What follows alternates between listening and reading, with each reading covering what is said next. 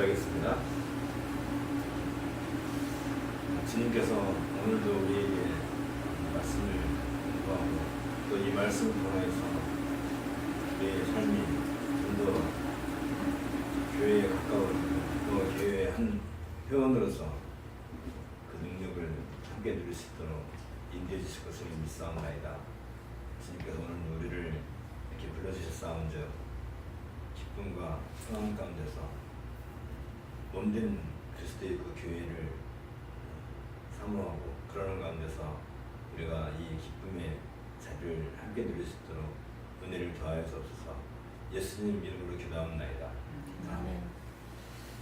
자, 이제 바울이 1차, 2차, 3차 전도 여행을 마치고 드디어 이제 예루살렘으로 가는 여정 가운데 있습니다. 여기에서 우리가 몇 가지 점검해야 될 것이 있는데, 바울이 1차, 2차, 3차 전도 여행을 통해서 우리에게 남겨준 귀한 신학적 유산이 있다고 했죠. 기억나시겠죠? 1차 전도 여행에서는 갈라디아서 통해서 이신칭의에 대한 신학적인, 이게 굉장히 중요한 부분이에요. 기독교와 유대교와의 명백한 그 구별점이죠. 더 이상 그리스도에 대한 믿음, 이 믿음만이 필요하고 더 이상 할례는 필요하지 않다. 할례라고 하는 것은 하나의 의식적인 여러 가지 형식적인 것을 다 포함해서 한 대표적인 것이죠. 그러니까 인간이 할 수 있는 그 어떤 것으로 우리가 구원에 참여할 수 없다. 다시 말하면 이 믿음이라는 것은 의롭다함을 받는다. 칭의죠. 그러니까 우리가 하나님께로부터 의롭다라고 할 수 있는 이것은 오직 예수는 그리스도다는 사실을 믿는 믿음 외에 다른 것으로는 도저히 얻을 수 없다는 것이죠. 그럼 예수는 그리스도라는 말이 왜 중요한 것에 대해서 우리가 그동안 충분히 공부를 했어요. 예수는 성육신, 신하신 그 예수님이고, 그리스도는 구약의 메시아, 다시 말하면 구약의 예언 성취를 이룬 분이죠. 그러니까 구약의 창세기부터 시작해가지고 말라기까지 모든 그 예언이 어디에 집중돼요? 메시아에게 집중된다는 거죠. 메시아가 와야만 돼. 왜? 그 이유가 뭐라고 그랬죠? 죄 때문이라고 그랬죠. 죄는 어디서부터 나와요? 아담이 범죄할 때 나오는데, 여기 대한 하나님의 약속이 창세기 3장 15절부터 시작하는 거죠. 그래서 여자의 그 후손, 늘 그 후손이라고 그래요. 그냥 후손하면 안 돼요. 그 후손, 바로 그 후손. 그게 누구냐면 메시아다. 그래서 근데 그 메시아로 오신 분이 바로 요셉과 마리아의 아들 예수다. 예수의 이름의 뜻이 뭐라고 그랬어요? 마태복음 1장 22절에서 자기 백성의 죄를 속하실 분이죠. 그래서 이 죄문이라고 했습니다. 죄에 대해서 우리가 또 얘기했었죠. 공부를. 죄가 뭐예요? 죄는 1계명에서부터 10계명을 통해서 죄의 성격이 무엇인지 명확하게 나타나죠. 제 1계명이 하는 얘기가 뭐냐면 하나님에 대한 인식, 이해, 지식, 이게 문제죠. 하나님을 하나님으로 알지 못하는 것. 어제의 하나님을 오늘도 여전히 나의 하나님으로 알고 있는 것이 죄예요. 오늘은 오늘 하나님이 계세요. 내일은 내일 하나님이 계세요. 왜? 시간과 이 공간의 그 변화 속에서 늘 자기 자신을 보여주시기 때문에. 뭘로 보여주세요? 태양으로 보여주고, 달로 보여주고, 별로 보여주고, 우리 하늘의 구름을 통해서도 보여주고, 그래서 날은 날에게 말하고 밤은 밤에게 말한다 할 때 그건 뭘 얘기하는 거예요? 그거 계시지. 그러니까 계시가 날마다 우리에게 새롭게 내가 만나는 사람 통해서도, 내가 먹는 것을 통해서도, 내가 하는 일을 통해서도 늘 우리에게 뭘 보여줘요? 하나님을 아는 지식. 이 계시는 어떻게 형성이 돼요?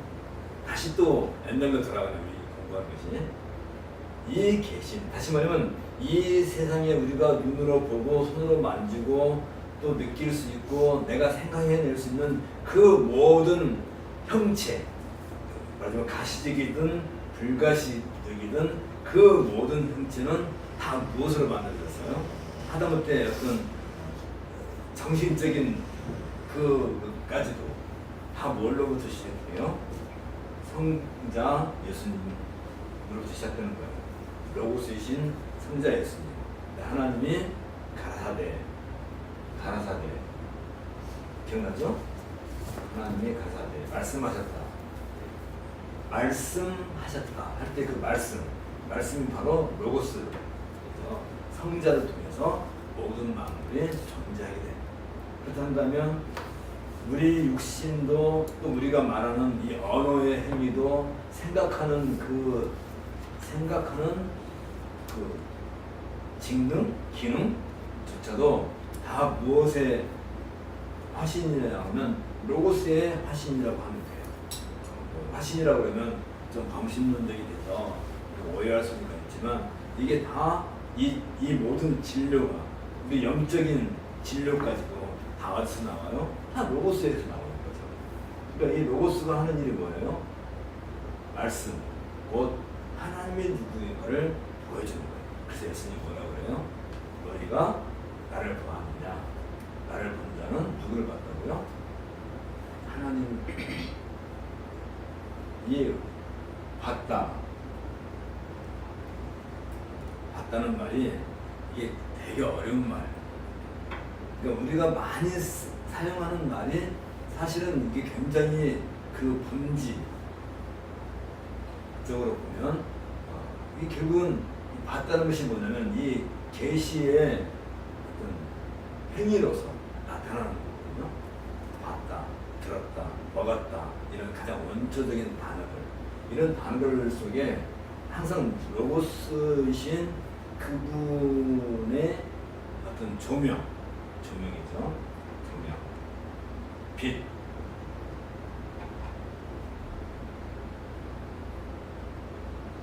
그러니까 하나님이 온 세상을 창조하실 때에 가장 먼저 창조하신 게 뭐예요? 첫째 날 빛이지. 빛. 이 빛으로 말미암아 그 다음에 무엇이든지 존재하게 되는 거예요. 그러니까 이 빛의 조명이 없다면 이 빛은 이런 우리가 눈으로 보는 이 가시광선 이런 빛이 아니죠. 이 가시광선은 이제 넷째 날 태양이 만들어지면서 우리가 가시광선을 갖게 되는 거고, 첫째 날의 그 빛은 말 그대로 밝음이라는 것은 무엇에 대한 밝음이 있어요? 이게 곧 이 자체가 하나님의 속성이지. 하나님의 속성이 빛이다. 그 빛이 없으면, 이 하나님의 속성으로서의 빛이 없으면 우리는 무엇을 듣고 뭘 만지고 뭘 말을 하고 이렇게 공부를 해도 그건 그냥 소리에 불과하고, 그건 그냥 대상에 불과하고 물체에 불과하고 그냥 존재하는 어떤 대상, 나와는 아무 상관이 없는 것이 되죠.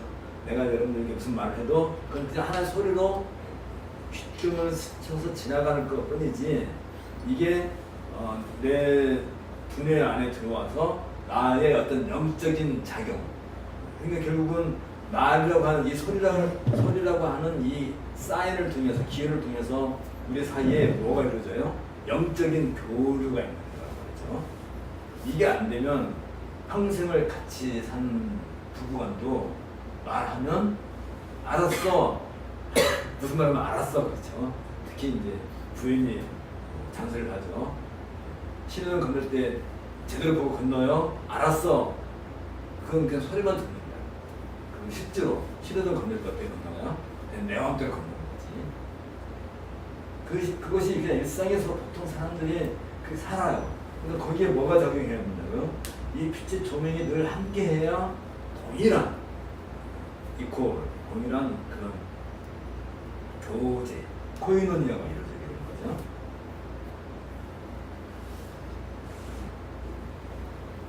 코이노니아가 이루어지는, 교제가 이루어지는 거죠. 이것을 통해서는 뭘 아느냐면, 사실은 이 교제는 이런 과정, 빛의 조명과 이 로고스이신 그분의 조명이지, 빛은 이걸 통해서는 뭘 알아가기 위한 거예요? 하나님의 속성을 알아가는 게 위한 것이고, 이 하나님의 속성을 알아가기 위한 가장 궁극적인 하나님의 방법이 계시라고 합니다. 결국은 하나님을 알아가는, 그러니까 이 모든 과정에 있어서, 우리가 살아가는 그 모든 일상에 있어서 항상 궁극적인 포인트는 어디에 둬야 돼요?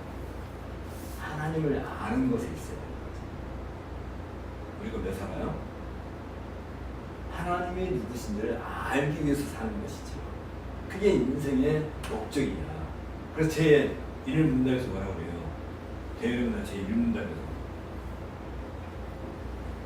인생의 본분, 인생의 본분에 대한 얘기하는 거죠. 인생이 도대체 뭐냐? 왜 살아야 되느냐? 할 때 하나님을 기뻐하고 즐거워하는 것. 하나님을 기뻐하고 즐거워하는 것. 뭘 기뻐하고 뭘 즐거워해요? 내가 맛있는 거 하나 먹을 때 맛있잖아요. 즐겁잖아요. 기쁘잖아요. 그러면 그 맛있다, 기쁘다, 즐겁다 하는 그 개념 속에 무엇이 들어있어야 돼요? 하나님께서 나에게 이걸 주시는 거예요. 그러니까 아직은 원초적인 것이지만 내가 어떤 일을 함으로써 거기에 눈에 보이지 않는 하나님이 여전히 우리와 함께 하시고 우리를 여기까지 이끌어 주시고, 또 우리가 그동안 30년, 40년, 50년 이렇게 살아오는 동안을 쭉 돌이켜 보니까 중요한 순간순간에, 나도 모르는 순간순간에 하나님께서 우리를 이 길로 이끌어 주셨단 말이죠. 그때 만일 내가 이쪽 길로 갔으면 내 인생이 대책이 없었을 텐데, 망했을 텐데, 그 상황에 이상하게 이쪽 길로 가기 이끌고 또 이렇게 이끌고 하다 보니까 여기까지 이르기. 어떨 때는 내가 왜 살아야 되는지 그냥 죽고 싶은 마음이 굴뚝 같고, 그냥 온 세상을 다 폭파시켜버리고 싶고, 왜 나는 맨날 이렇게 힘들게 고통스럽게 살아야 되는데, 그런 원망이 있었을 때도 불구하고 우리를 늘 뒤에서 다독거리고 이끌어주시는 그 하나님을 우리는 뭘 통해서 알아요? 내가 이거 음식 하나 먹는 거, 커피 한 잔 마시는 거, 맥주차 한 잔 마실 때에도 그걸 느끼는 거예요. 엔조이하는 거예요. 하나님을 기뻐하고 즐거워하는 것은 쉽게 말하면 엔조이하는 거예요. 우리 한국말에서 엔조이 그러면 되게 좀 저속한 그런 걸로 생각하는데, 원래 이 영어에서 엔조이는 무지무지하게 좋은 말이에요. 좋은 말이에요. 하나님을 엔조이하는 거, 기뻐하는 거. 그 하나님을 엔조이하는, 그 기뻐하는 가장 결정적인 순간이 결혼이죠. 한 남자와 한 여자가 결혼했을 때 아마 인생에 있어서 그때가 가장 엔조이하는 그 느낌이 있어요. 결국은 그게 코이노니아의 결정이잖아요. 코이노니아. 남녀가 결혼을 했을 때 거기에 뭐가 있어요? 육체적인 코이노니아만 있나? 그러면 그건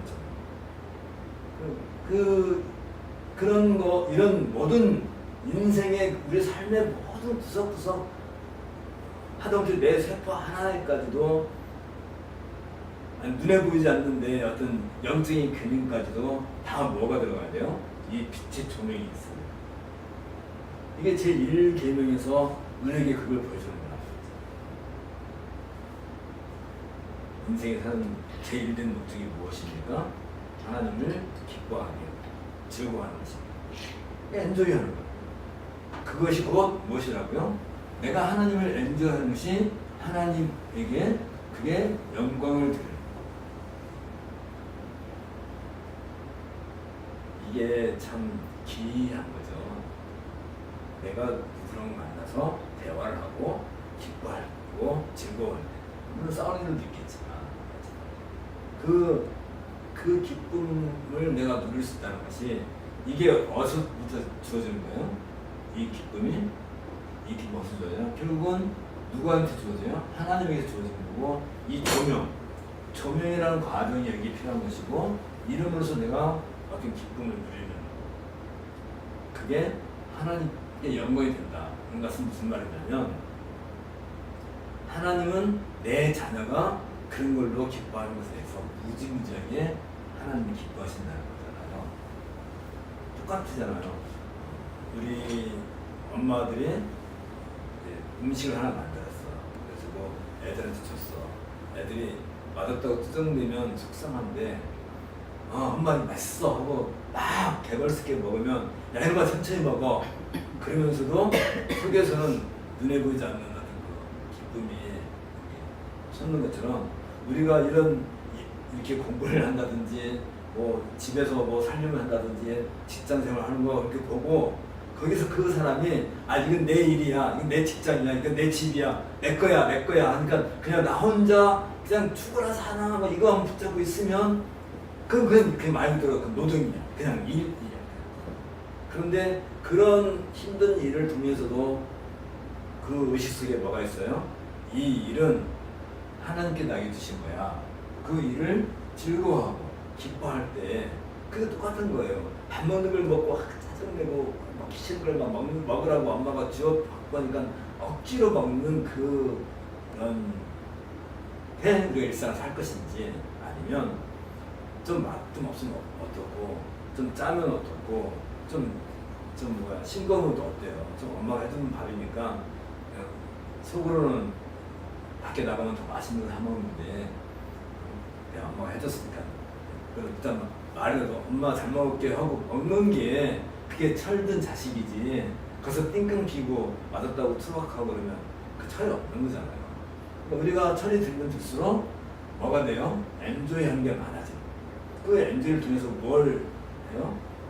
그게 하나님께서 우리를 가장 또 기뻐하시는 우리 모습들 보고 저놈이 이제 철이 들어가는구나. 어버이날하고 뭐 꽃 사갖고 온 것도 물론 철 들어가는 것이 하겠지만 이게 일상에서 그런 걸 보여주는 것에서 하나님을 엔조이하는 그럴 때 하나님은 그걸 가장 기뻐하시는 거죠. 그게 하나님께 영광인 거죠. 그런 것 자체가 그게 제 1계명에서 얘기한다면 그게 무엇과 관련된 거예요? 그게 다 의롭다 하는 것과 연결된 의롭다는 말이 단순히 그런 게 단순한 얘기가 아니라 그런 것 전체를 포함하는 것을 가리켜서 우리를 의롭다라고 하는 거죠. 의롭다. 의가 뭐예요? 의롭다가 하는 것이 깨끗하다 그런 뜻보다는 사실은 하나님의 뜻, 하나님의 어떤 계획 거기에 부합한다는 얘기예요. 부합한다. 하나님의 뜻, 하나님의 경륜 뜻 이게 가장 잘 나타나는 게 어디라고 했죠? 에베소서 1장 3절에서 14절이라고 했죠? 기억나지? 저희도 우리 옛날에 공부했어. 하나님의 경륜 어떤 경륜이 역사 속에서 하나님의 역사 현재에서 하나님이 뭘 하시겠다고요?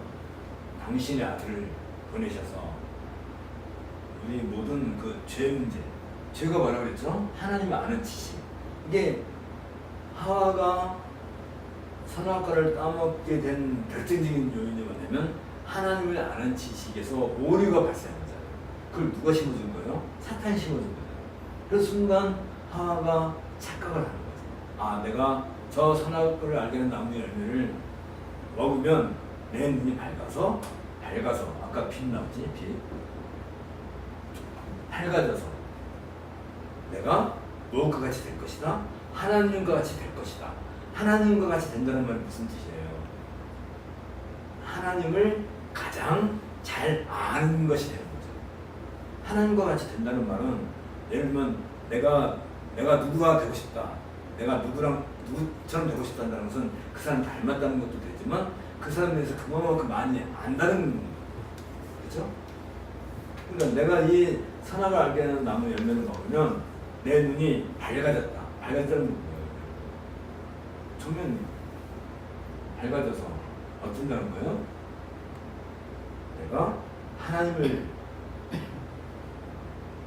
완벽하게 안다 생각하는 거죠. 근데 그 하나님을 아는 지식이라고 할 때 이게 하나님 뜻이 역사 속에서 나타나는 때 이걸 아는 것이 곧 지식이고 지혜인데 지식이라고 할 때 여기에는 뭐가 필요해요? 지금 아담과 하와가 착각한 것이 하나 있어요. 뭘 착각했어요? 내가 3차원 세계라는 걸 착각한 거죠. 3차원 세계가 뭐예요? 시간과 공간이라는 과정이 필요한 거죠. 과정. 다시 말하면 하나님이 아담과 하와를 에덴 동산에 심어서 그 다음부터 뭘 하는 거예요? 하나님께서 그들에게 주신 지혜와 능력을 가지고 점점 그 세계를 넓혀가고 세계를 넓혀가면서 아담과 하와가 서로를 엔조이하듯이 그 엔조이를 통해서 누구를 엔조이해요? 하나님을 엔조이하고 하나님을 알아가는 지식이 물론 아담은 IQ가 1000이 넘으니까 하나님에 대해서 우리보다 훨씬 더 잘 알고 있음에도 불구하고 알아야 될 것이 훨씬 더 많은 거지. 하나님은 그렇게 시간과 공간에 제한되지도 않고 아담의 머릿속에 제한되지도 않고 아담의 인식 안에 하나님이 갇히지를 않아요. 그러니까 아담과 하와는 서로를 사랑하면서 부부로 살아가면서 그 과정을 통해서 그 관계를 통해서 뭘 배워요? 하나님을 아는 거지. 하나님 누구신가 알아가는 거지. 알아가야 되는데 사탄이 유혹하는 거죠. 요것만 먹으면 너가 그걸 다 알 수 있다. 다 안다.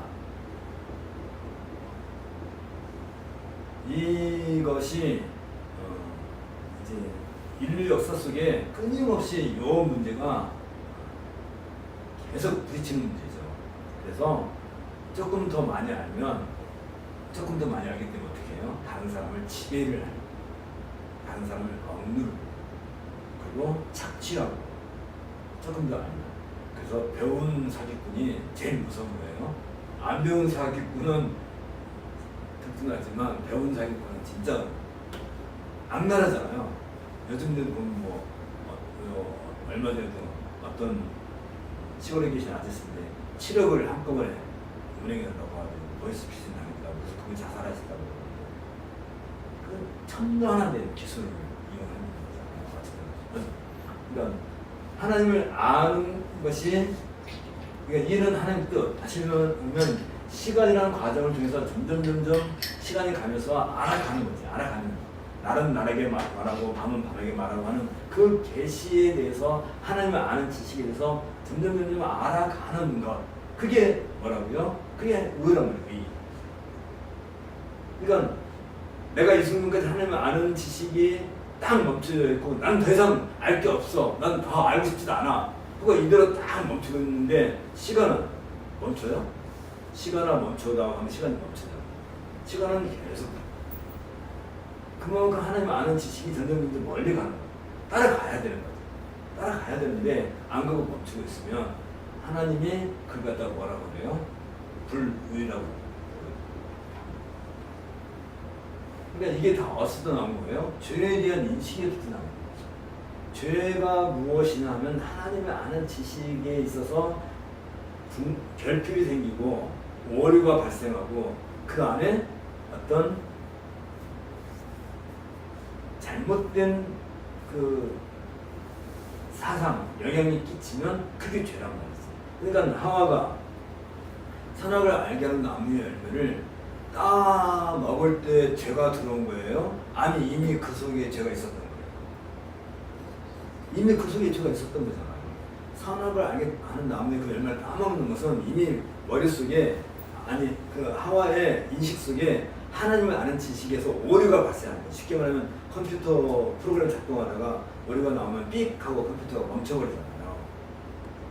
프로그램이 멈춰버리는 거죠. 하와의 머릿속에서 그 하나님 아는 지식에서 오류가 발생했을 때 이미 죄가 들어온 거야. 그게 죄야. 그게. 그리고 선악을 알게 된 나무 열매를 따먹은 것은 그 하나의 결과지. 그게 뭐예요? 그 결과가 죄의 결과가 죽음이지. 죽음.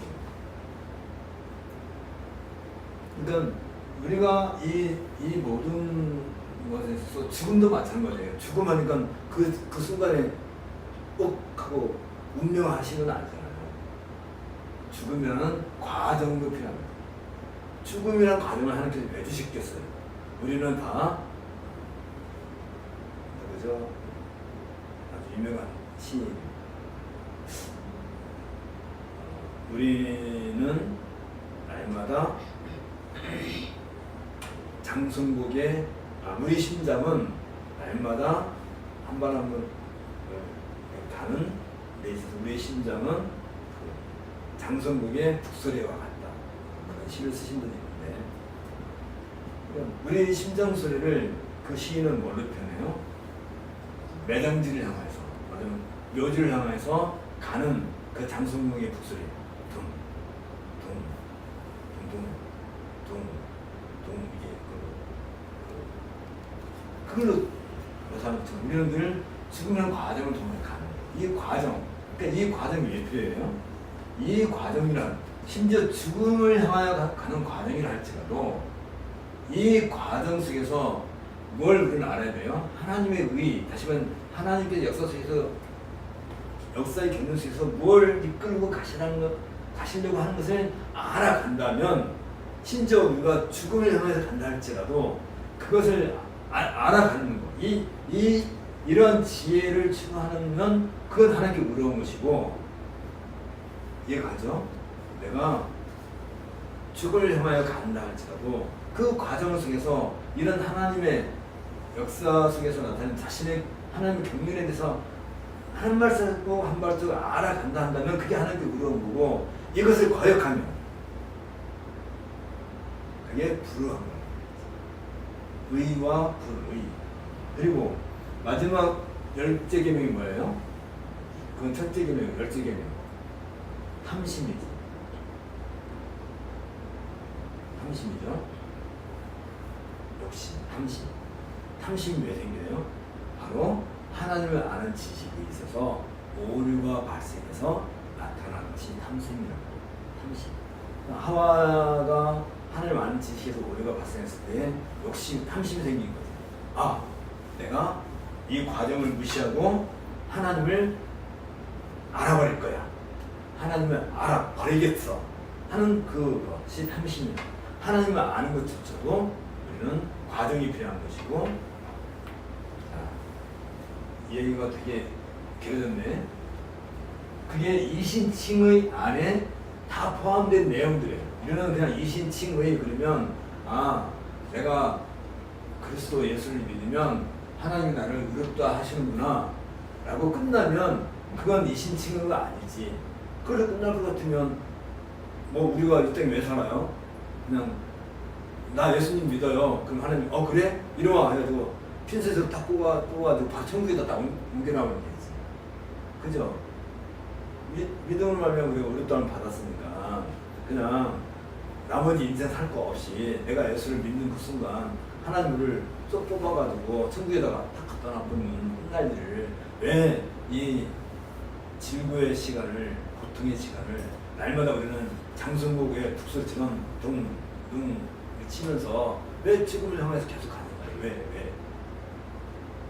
거기서 뭘 하라는 거예요? 하나님을 엔조이하는 거예요.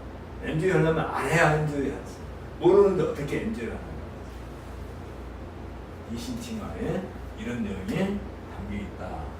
갈라디아서에서 우리에게 주는 내용이죠.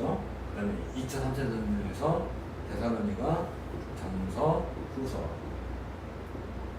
전서에서 뭘 얘기해요? 부활과 재림을 얘기해주죠.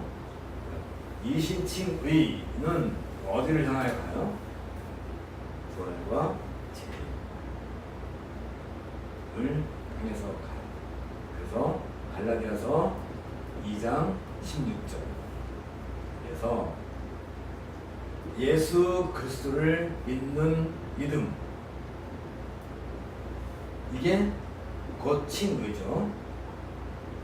이 믿음은 그리스도 예수를 믿는 믿음을 향해서 가요. 갈라디아서 2장 16절. 그러면 이 그리스도 예수를 믿는다는 것은 이 부활해서 승천하셔서 다시 오실 그분을 그리스도 예수라 합니다. 자, 예수 그리스도라는 말씀은 예수는 그리스도라는 얘기예요.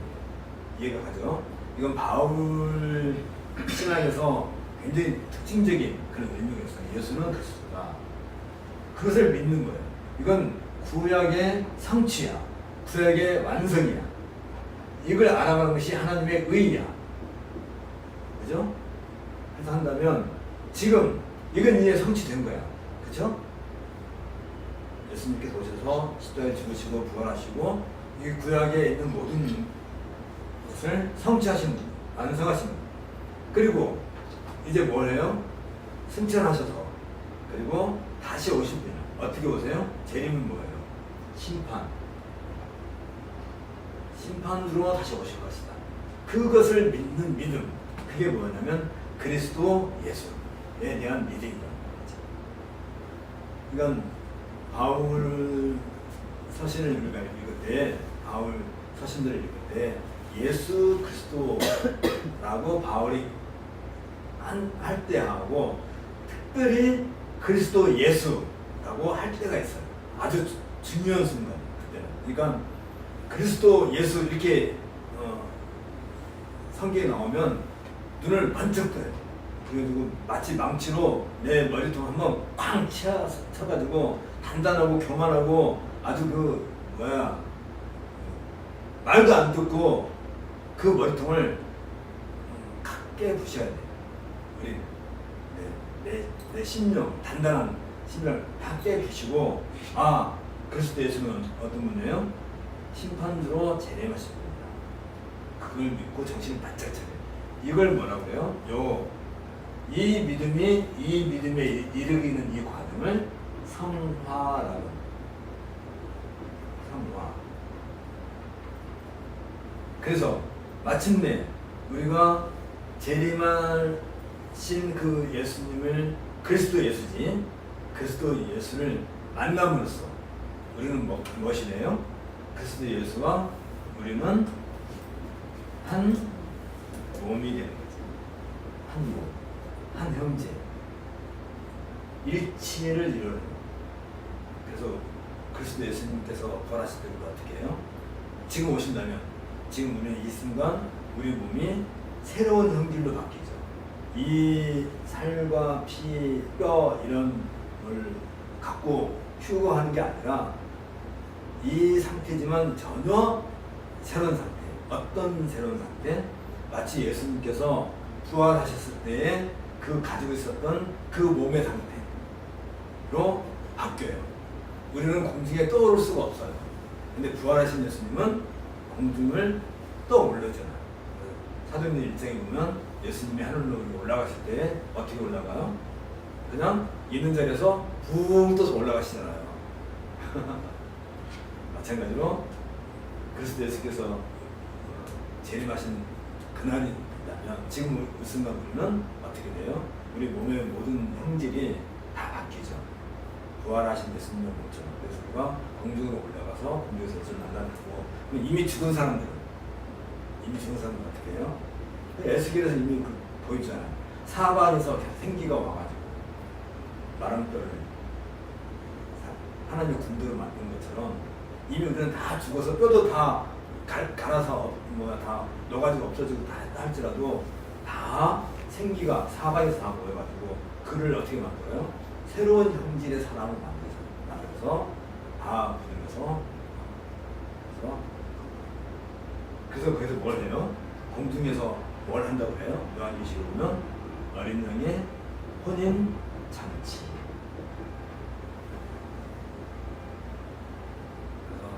그래서 교회에 버리신 예수님이 이제 한 몸이 되는, 그게 공중 재림 상태죠. 이 얘기가 가장 잘 성경에 묘사되는 것이 아가서죠. 아가서에서 이런 것들을 다뤄주고. 자, 그러면 데살로니가 전서 후서를 통해서 우리는 뭘 배웠어요? 바로 이런 믿음을 이런 그러니까 있잖아요. 우리가 뭐 믿음이 좋네, 내가 의롭다함을 받았네, 칭의가 어떻네, 성화가 어떻네, 그런 말 한마디로 끝날 게 아니라 이런 말 속에 이런 단어 속에 뭐가 있어야 돼요?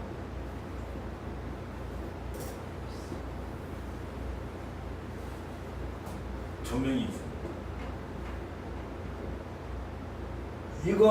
이런 것들을 우리에게 충분히 알게 하시려고 예수님이 친히 육신을 입고 이 땅에 오셔서 30여 년 동안 살면서 그걸 다 보여주십니다. 다 보여주십니다. 얼마큼 보여주셨어요? 요한 1서에 보면 요한수가 그러죠. 우리가 손으로 만졌고 눈으로 보았고 귀로 들었다. 그게 뭐라고요? 그게 바로 로고스이신 그분을 만나는 로고스는 예, 우리 개념상의 얘기고 이 로고스가 성육신 하신 분이 바로 예수님이잖아요. 그걸 만나는 거지. 그래서 우리는 이 사도들이 우리에게 전해준 이 성경 계시죠. 로고스가 예수로 나타나는 자체가 계시 행위란 말이지. 이게 성경이지. 이 성경 사도들이 교제하고 다시 말하면 만지고 함께 먹고 자고 함께 울고 함께 웃고 한 그 모든 것들을 다 성경에다가 기록해줘서 우리는 이 성경을 통해서 누구를 만나요? 그 사도들과 교제를 하게 되고 그 사도들이 교제했던 예수님과 교제하게 되고 그러면 예수님이 뭐래요? 나를 본 자는 누구를 봤다고요? 하나님을 만나게 돼요. 이게 믿음이라는 말 속에 이 신칭의 나는 이 믿음이라는 말 속에 이런 내용이 풍부하게 담겨 있어야 그게 믿음인 것이지 아니 뭐 그냥 말로만 믿음이라고 100번 얘기하면 무슨 의미가 있어요? 그죠? 그리고 3차 전도여행 때 우리는 고린도 전후서 그리고 로마서를 만나게 되죠. 고린도 전후서에서 뭘 만나요? 그리스도의 몸인 교회가 무엇가를 만나게 되죠.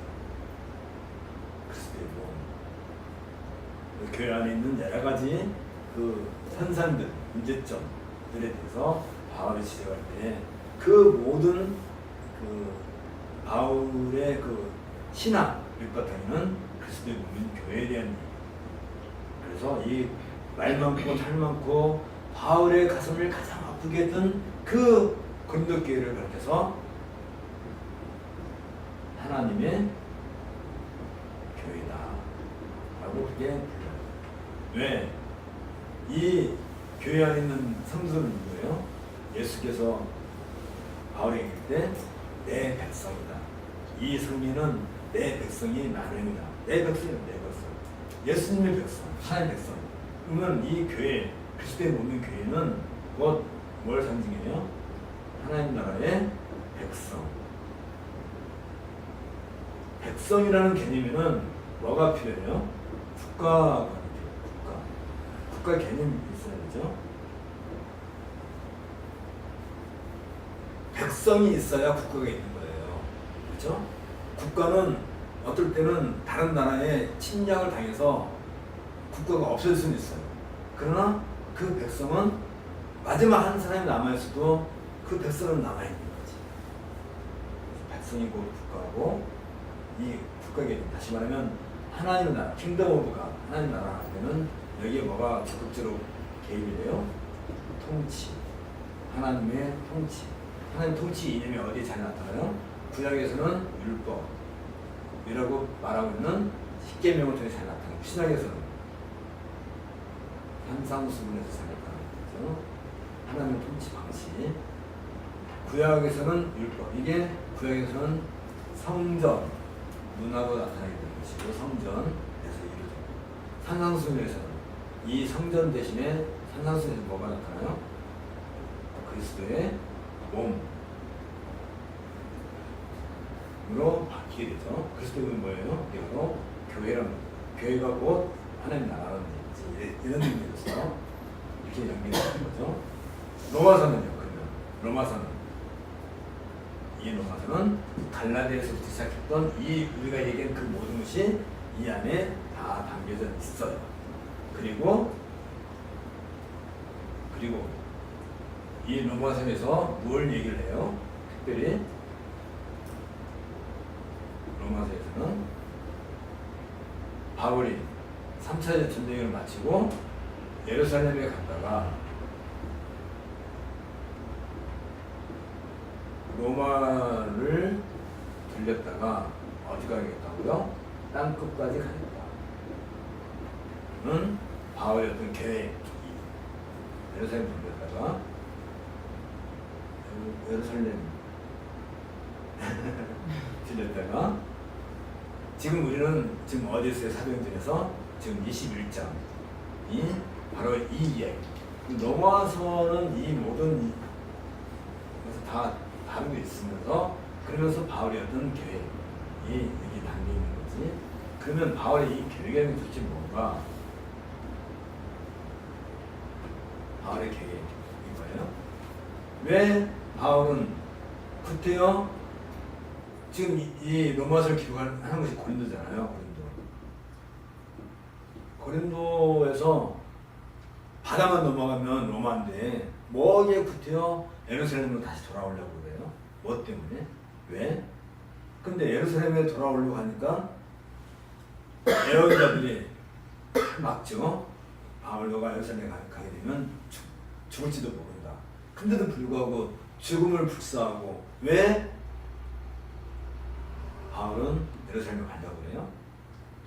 여기에 사도행전의 어떤 즐거움, 사도행전을 보는 즐거움, 기쁨, 엔조이가 있어요. 바울이 이제 이방 지역에서 복음 전도 사역을 다 마치고 예루살렘을 향해서 가는. 그런데 이 도중에 예언자들이 바울에게 뭘 얘기해요? 고난을, 너는 가면 고난을 당할 거다.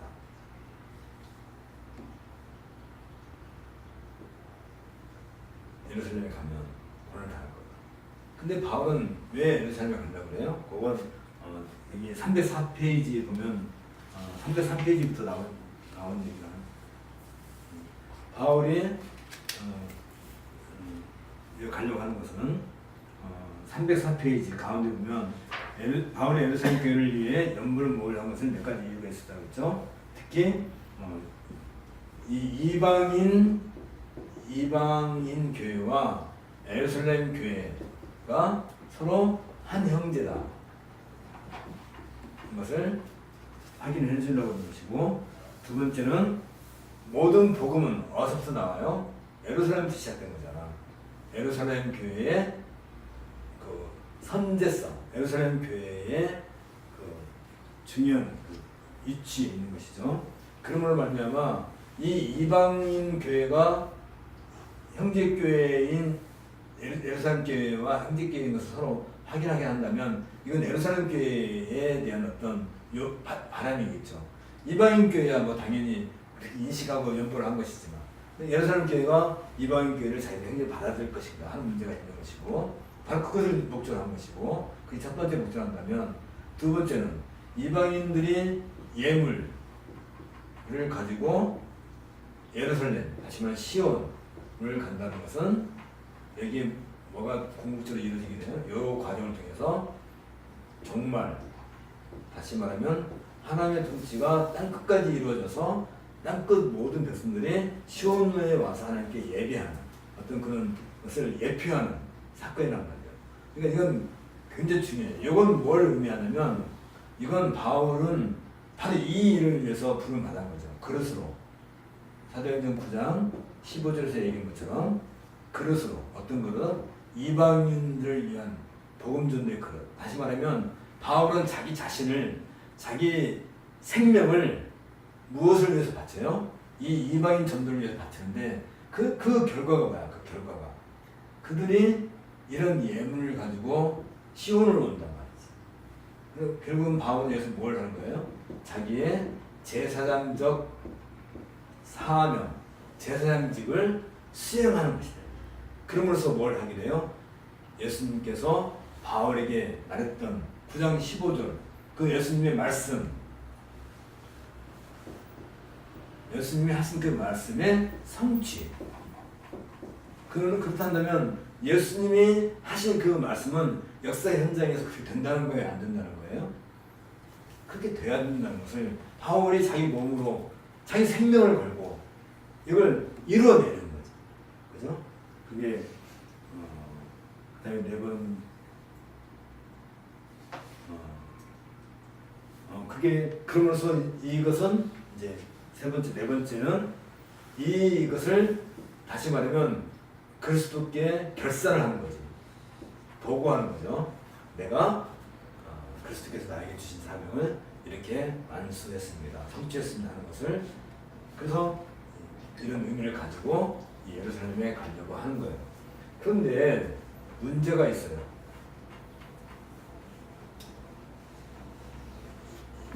근데 문제가 있는데 예루살렘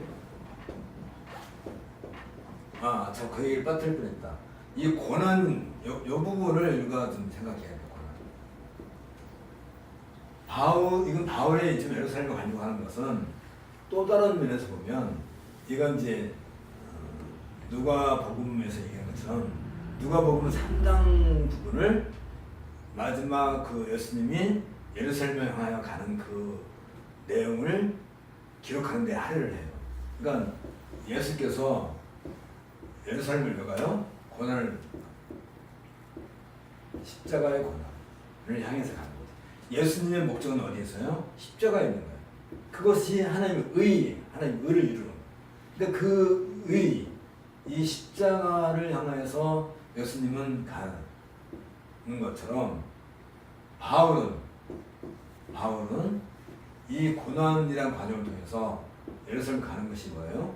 곧 종말의 연속선상에서 이르게 되는 것이죠. 그리고 이 십자가에서 부활하심으로써 예수님은 우리에게 뭘 갖다 줘요?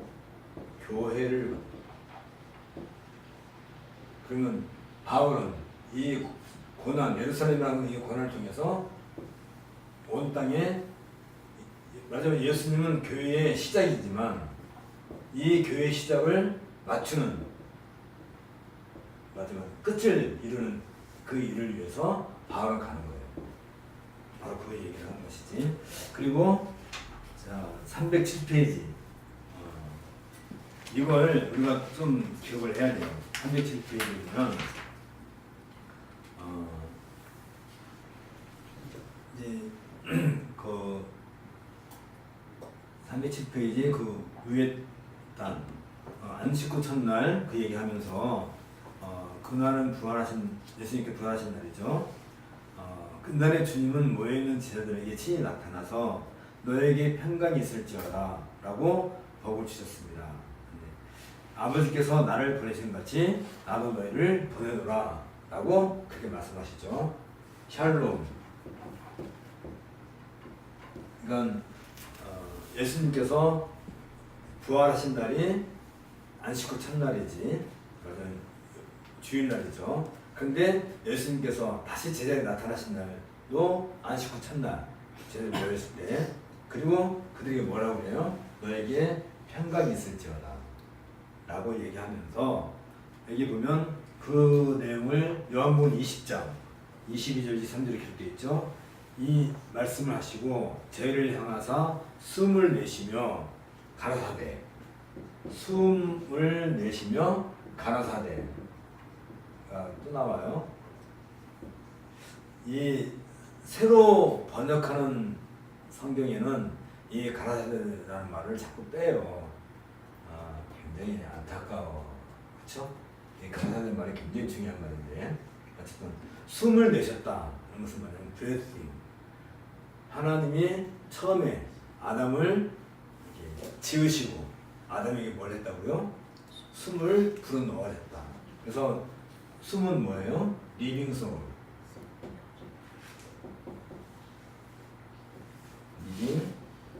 소울. 그래서 생명이 됐다. 생명이 됐지요. 그러면 지금 부활하신 예수님이 제자들을 향해서 여기에 숨을 불어넣었다는 것은 그들이 뭐가 되는 거예요? 그럼 그들에게서는 죽은 거예요? 아니죠. 생명을 불어넣어주는데 그 행위가 뭐냐면 여기 보니까 가라사대 하고 뭘 얘기해요? 요한복음 20장 20절 성령을 받으라. 그러니까 이 숨을 후 불어주는 것은 리빙 소울, 아담에게는 리빙 소울인데 지금 예수님께서 가라사대하고 뭘 하는 거예요? 성령을 받으라. 이게 그 행위란 말이에요. 성령을 주시는 행위. 성령을 주시는 행위.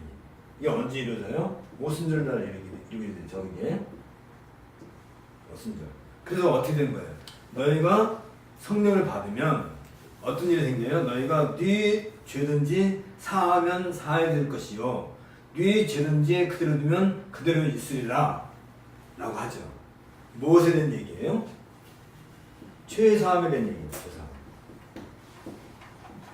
근데 여기 보면 마치 이 성령을 받은 제자들이 죄사함의 권세가 있는 것처럼 이게 오해할 수 있는데 그건 그 얘기가 아니죠. 이 일을 누가 하시는 거예요? 성령이 하시는 거예요. 성령께서. 근데 얘는 너희라고 해요. 너희. 너희가 뭐예요? 너희. 항상 예수님께서 너희라고 할 때, 우리라고 할 때, 서신서에서는 우리라고 할 때, 또 형제들이라고 할 때, 그 너희는 누구예요? 너희? 이게 바로 교회란 교회. 교회의 권세가 뭐예요? 죄사함의 권세가 있는 거예요. 그래서 교회가 하는 일이 뭐예요? 죄사함의 세례를 주는 거예요. 그런데 그 일은 누가 하세요? 성령께서 하세요. 근데 여기서 무엇에 대한 권세를 행하는 거예요? 교회는 죄에 대한 권세. 죄를 사하고 안 사하고. 그러면 로마 천주교에서 우리가 고해생사를 하잖아요. 고해생사하면 아니 펄 같은 이유 내가 내 죄를 사하노라 라고 사제가 선포를 하면 그 죄가 없어지나요? 그러나요?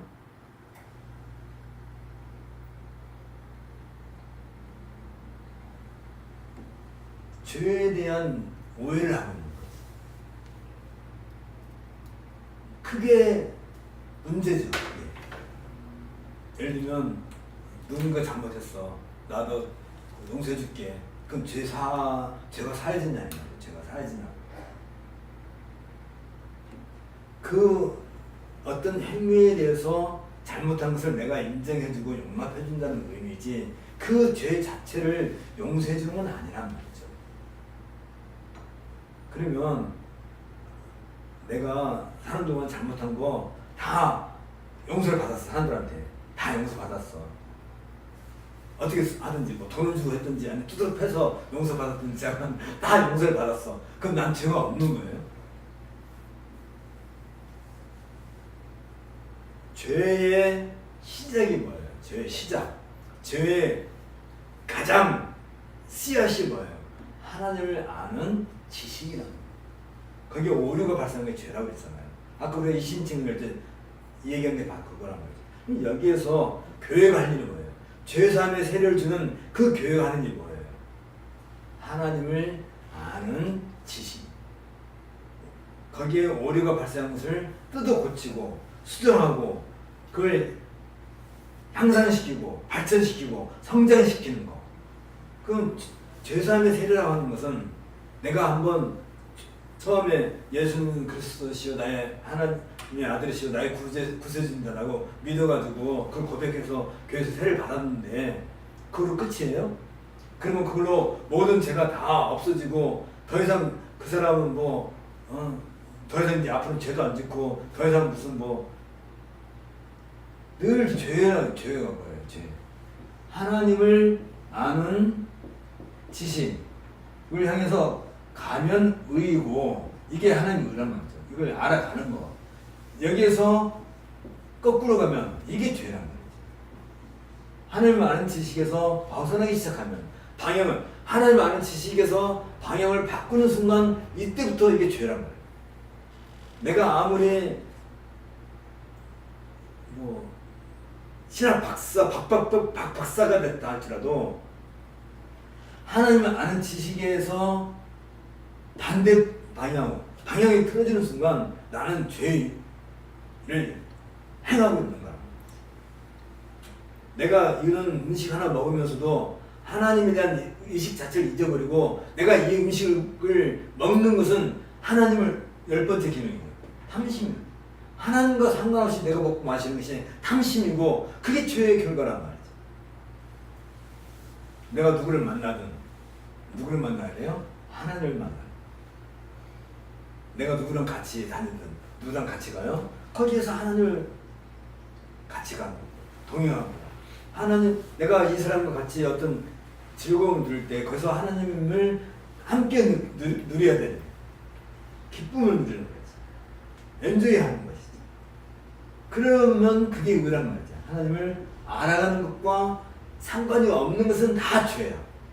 그럼 교회가 하는 일은 뭐예요? 이 죄사함의 세를 주는 교회가 하는 일. 교회가 하는 일은 늘 평생 우리가 죽는 날까지 하나님을 아는 지식에 대해서 늘 교회가 성도들에게 또 성도들은 그 교회를 통해서 뭘 해요? 늘 하나님을 알아가는 지식이 날마다 성장하는 거예요.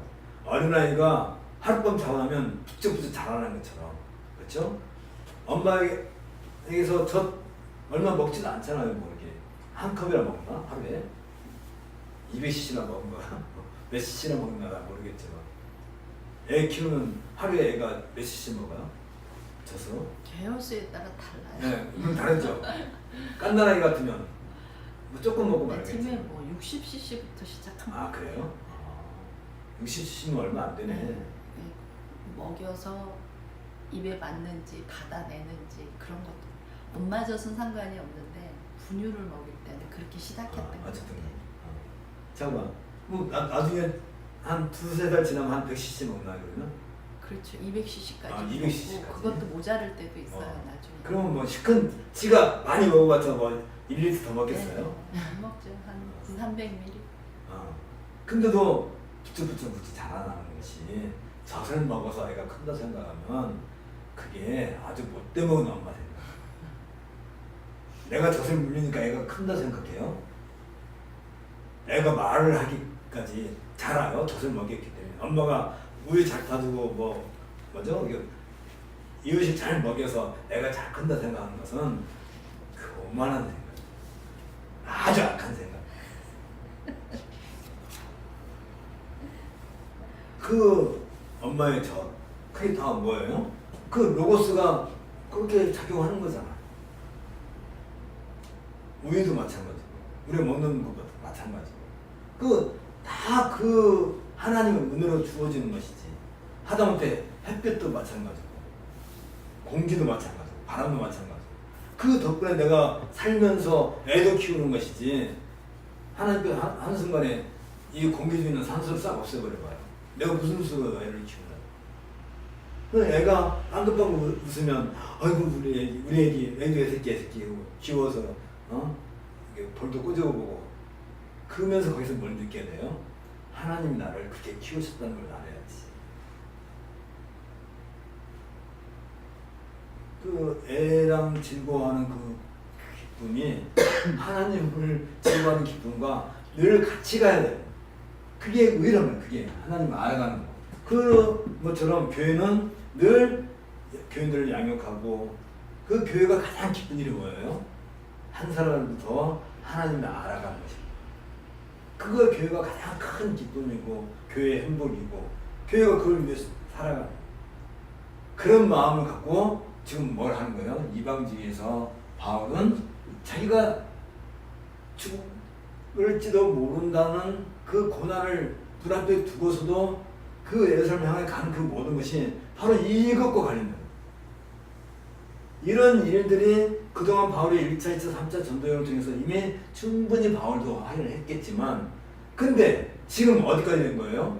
이게 지중해가 이렇게 있으면 이제 터키, 그 다음에 마게도니아가 있고 아가야가 있고 그 다음에 로마, 이탈리아가 있고 지금 이쪽 마게도냐, 아시아 이쪽은 바울이 어쨌든 간에 열심히 복음을 전해서 이런 성령의 은혜 가운데서 교회가 세워지고 거기에 성도들이 자라고 있는 것을 바울은 이걸 엔조이하는 거예요.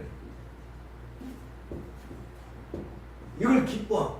이 기쁨이 차고 넘치니까 이걸 또 하나님께서 기뻐하시고 이걸 또 하나님께서는 바울에게 늘 그래서 그 힘을 주시기 때문에 바울은 어떻게 했다는 거예요?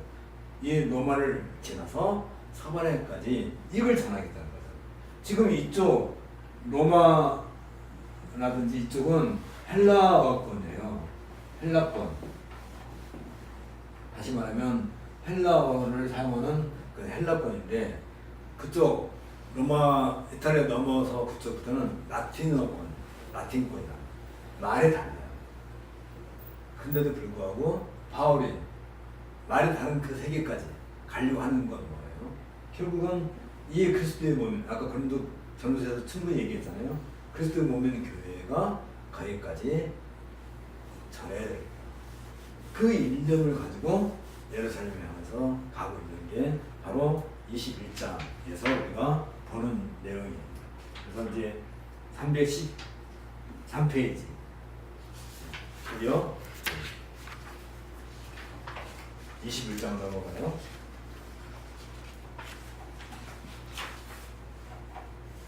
그러니까 사도행전을 우리가 읽을 때 이런 생각을 하지 않고 글자만 읽으면 말 그대로 글씨만 읽고 지나가는 거고, 그죠? 그러면 우리가 사도행전을 읽을 때 어떻게 이런 걸 다 알 수 있어요? 라고 물으면 그 사람은 주워 터져야 돼. 여태까지 뭐 했어요? 그런 걸 공부 안 하고. 그죠? 그러면 다 알아야 되지. 그건 깐난하기도 다 아는 얘기를 어른들이 내가 모르면 어떻게? 깐난이는 모르는 줄 생각하세요? 깐난이 다 아는 얘기예요. 어떻게 알아요? 그게 다 알고 태어난 애를 엄마가 취업해가지고 멍청이로 만들어 놓는 거야. 자기의 수준에 맞춰. 그러니까 엄마가 이런 걸 다 알고서 깐난이는 그걸 다 갖고 태어난단 말이에요. 하나님께서 이 세상에 보내실 때 그걸 다 심어서 보내시는 거야. 씨앗으로 심어서 다 보내주신 거예요. 내 자녀를 언양의 자녀로 그렇게 키우라고. 그래서 씨앗 하나를 나한테 주신 거란 말이지. 내 자녀로 하나님께서. 근데 이 씨앗을 자라가면서 병들고 그렇게 어떻게 키우면 되겠냔 말이에요. 잘 키워야지. 자, 그렇게 해서 이제 드디어 바울은 이제 예루살렘을 향해서 가게 돼요. 자, 예루살렘에 가기 전에 누가는 또 아주 재밌는 얘기를 또 우리에게 해줘요.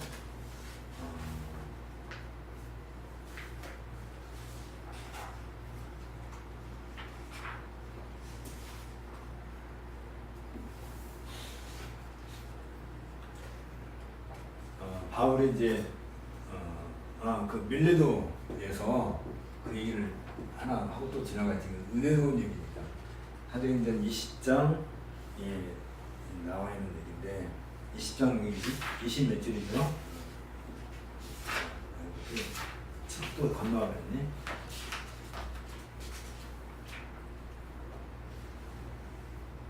아, 20장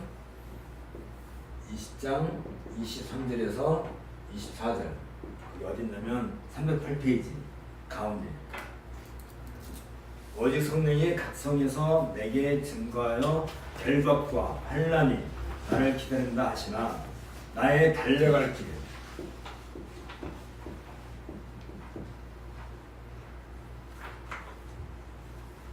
나의 달려갈 길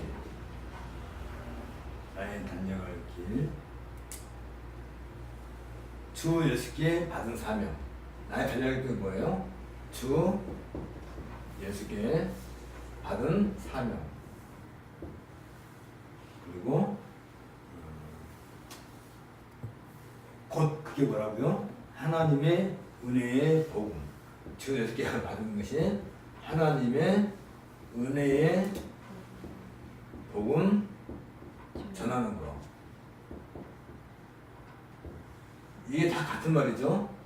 바울이 달려갈 길은 주 예수께로부터 받은 사명이고, 그건 뭐라고요? 하나님의 은혜의 복음을 전도하기 위해서는 어떻게 한다고요? 그 일을 증거하는 일을 마치려 하면은 나의 생명을 조금도 귀한 것으로 여기지 아니하노라. 나의 생명은 귀한 거예요. 그렇죠? 생명은 귀한 것인데 이 생명까지도 귀하게 여기지 않는 이유는 이 생명보다 더 귀한 거잖아요. 무엇이? 하나님의 은혜의 복음. 무엇이? 예수께 받은 사명이. 무엇이? 그래서 바울은 예루살렘 향해서 가는 거예요. 그렇죠? 달려가고 있는 거예요. 그런데 여기에서 이제 밀레도에서 있고 난 뒤에 바울이 이제 두로에 가게 돼요. 근데 두로에 가서 바울이 잠깐 이제 두로를 들리겠는데 여기서 누구를 만나냐면 예수님의 제자들을 만나게 돼요. 이 사람들이 누구예요? 이 사람들이 사도행전, 우리가 잊어버렸던 얘기예요. 사도행전 8장 1절에서 바울의 핍박으로 인해서 예수님의 제자들이 그때 다 예루살렘 제자들 다 흩어지잖아요. 다 흩어져서 세계 갖고서 갔는데 그 중에 일부가 여기 와 있었던 거예요. 그래서 이 사람들이 바울을 영접을 해. 잘 생각해봐요. 그 사람들이 예루살렘을 왜 떠났어요? 이 사람들은 바울로 말미암아 일어난 스데반 집사의 순교와 그 박해 때문에 떠난 사람들이에요. 근데 이 제자들이 바울에게 뭐라 하냐면 가지 마라. 가지 마라. 예루살렘에. 바울 때문에 삶의 터전인 예루살렘에서 바울 피해서 도망나는 사람들이 이제는 바울이 죽으려고 가는데 막 먹는 거죠. 아이러니하잖아요. 바울은 여기서 뭘 생각했겠어요? 이들을 만났을 때 뭘 생각했겠어요?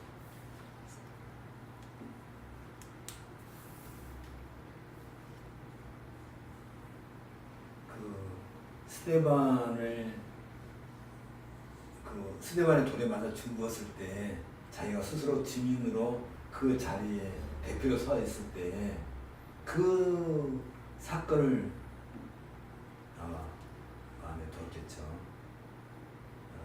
이게 사도행전은 여기서 사도행전은 잠깐 지나가는 말로 한 줄을 썼지만 그 말 속에 누가가 기록한 그 말 속에는 바울로서는 아마 늘 평생 가슴에 담겨있던 어떤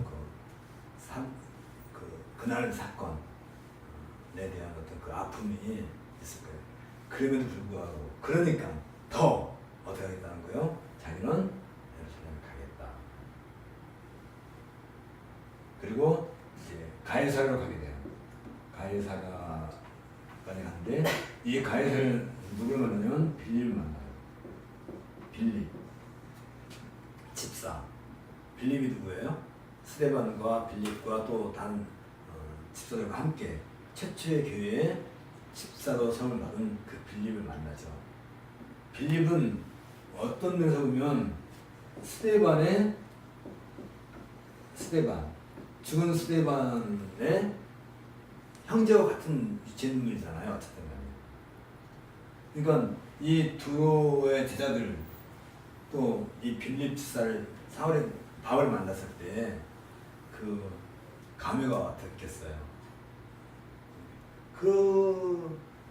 그런 걸 우리가 그 사전을 읽을 때 그런 바울의 심정이 느껴져야 되는 거지.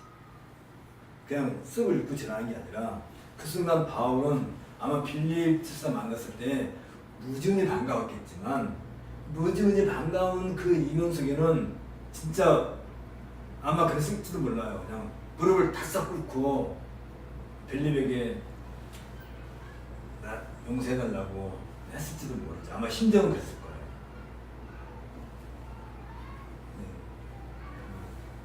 네. 참 누가 이분은 왜 이렇게 사도행전을 쓸 때 이렇게 기가 막히게 써하는지 모르겠어요. 이런 거 보면 막 순간 막 가슴이 막 그죠? 막 번개 치듯이 팍 이렇게 치고 올라오잖아요. 이런 막 읽을 때. 근데 많은 사람들은 이런 것은 그냥 쓱 지나가고 바울이 무슨 이적하는 거 무슨 뭐 죽은 자를 막 살리고 막 이런 데는 눈이 막 번쩍번쩍 뜨고 이런 이름도 모르는 이름도 밝히지 않은 제자들 만났을 때 그냥 쓱 지나가. 아이 이건 안 봐도 돼. 그리고 무슨 뭐 이상한 뭐 이적 행한 것은 빨간 줄로 그냥 쫙 이렇게 막 뭐죠? 잣대 들고 막 긋고 바울이 뭐 빌립사 만날 때 만났는가 보다 뭐 만났던 말 그렇지 않죠. 바울은 이런 심정이 난 거지. 그걸 빌립을 만나기 전에 벌써 바울은 이런 제자들 이름도 모르는 그 제자들이 자기를 영접할 때 이게 완전히 반대됐잖아요. 옛날에는 바울이 그들을 예루살렘 쫓아낸 사람들인데 이제 그들이 바울을 영접을 해준다 한다면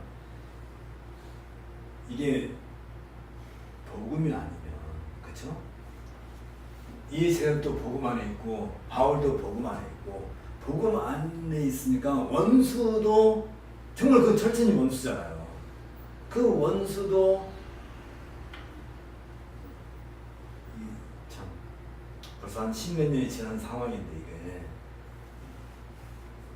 형제로 받아야 할 뿐만 아니라 이 제자들이 그 바울을 그리스도의 그 사자로 인정을 했다는 것 자체가 이건 참 놀라운 일이죠.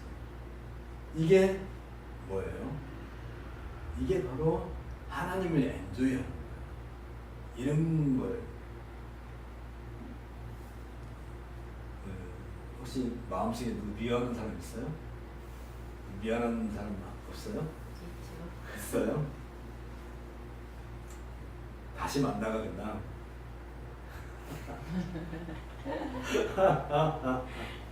다시 만나가겠나? 아이고 고민이 많죠. 자 다시 21장으로 다시 돌아와서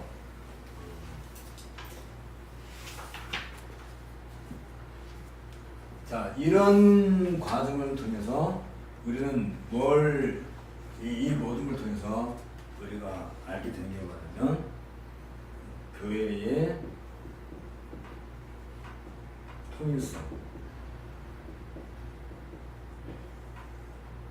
아까도 얘기한 것처럼 아주 작은 예지만 아주 작은 이 제자들은 여름에 밤에 개천 나가면 반딧불이가 이게 반짝반짝하고 이렇게 보일 때가 있잖아요. 아마 그런 존재에 불과할 거예요. 이게 세상 역사에서는 눈에 띄지도 않을 거고 같고 그럼에도 불구하고 이런 내용들을 쭉 보면 지금 바울이 이렇게 하는 이유가 다 뭐예요? 내 생명보다 더 귀한 것을 이걸 하려고 하는 것은 이 전체가 그리스도의 몸인 교회를 하나로 복음으로 하나. 복음이 뭐라고 했어요? 복음. 하나님의 일 그게 복음인데 예수는 그리스도다. 이 것을 믿게 하는 게 복음. 예수는 그리스도다. 그게 복음이라. 그게 구약 성경이란 말이에요. 구약 성경이 뭘 얘기해요? 예수는 그리스도라는 것을 얘기한다. 이게 복음이에요. 복음의 핵심이에요. 그럼 이걸 전해주는 그게 은혜의 복음이에요. 은혜의 복음. 왜 은혜라고 그래요? 예수님이 그리스도로 이 땅에 오실 때에 우리는 그 자리에 있었어요? 없었어요? 아니면 내가 요청을 했네요. 하나님, 당신의 아들 성자를 우리를 위해서 십자가에 못 박아 죽이셔서 우리를 이 죄로부터 구원해 주세요 라고 우리가 요구한 적이 있었나요? 하나님께? 우리는 그거 전혀 우리는 그거 상관없이 하나님이 결정하셔서 보내주셨기 때문에 은혜라고 하는 거예요. 그러니까 이 은혜라고 하는 말씀에는 우리가 개입할 여지가, 우리가 끼어들 여지가 눈곱도 너무 커. 아예 없는 거죠. 우리가 이 하나님의 은혜 안에 끼어들 자리는 아예 예시당초에 아예 없는 거지. 그런 복음을 우리가 받는 거죠. 그래서 이 복음으로 예루살렘에서 시작해서 우리가 그 바울 역사 이렇게 쭉 얘기를 할 수 있죠. 그동안 복음이 어떻게 흘러왔어요? 예루살렘 시작해서 안디옥 교회, 물론 안디옥 교회 가기 전까지 사마리아 교회, 그 다음에 백부장 거넬료, 여기에 성령이 임했죠. 그 안디옥 교회를 지나서 그 다음에 갈라디아에 있는 교회들, 이게 제1차 전쟁이죠. 갈라디아에 있는 교회들, 그 다음에 마게도니아에 있는 교회들, 마게도니아로 넘어가고, 그 다음에 아가야로 넘어가고, 그리고 제3차 전쟁은 다시 갈라디아 옆에 있는 에베소, 마게도니아는 주로 고린도, 아니 얘는 빌립보하고 데살로니가, 주로 바울은 마게도니아에서 데살로니가 교회를 디모데를 통해서 많이 교육을, 주로 이제 마게도니아, 아가야에서는 고린도, 바울은 고린도에서 거의 1년 6개월 있었고, 에베소에서는 3차 전도행 때는 3년 가까이, 2년 넘게, 약 2년 동안 목회하고 한 1년 반 정도는 이 마게도니아를 건너서, 그러니까 지대로 말하면 이탈리아가 있고, 이쪽이 일루리고, 이게 마게도니아의 서쪽 끝에까지 건너면 이제 이탈리아 노예가 넘어가고요. 그러니까 일루리군까지 복음을 다 전하게 되죠. 그래서 지금 어떻게 하겠다는 거예요? 바울은 이쪽은 더 이상 복음 전할 일이 없으니까 일로 넘어가겠다. 그래서 로마 그리고 라틴어권으로 하겠다 하는 것이죠. 그러니까 이 모든 바울의 그 달려갈 길, 바울은 지금 끝이 안 났어요. 달려갈 길을 달려가는데, 우리가 보통 달려갈 길 그러면 머릿속으로만 달려갈 길, 사명, 하나님 은혜의 복음을 전하는 것 하는데, 이 달려간다는 말은 뜀박질하는 뜻이에요. 뜀박질하게 되면 어떻게 돼요? 심장이 터질 것 같아요. 고통스러워.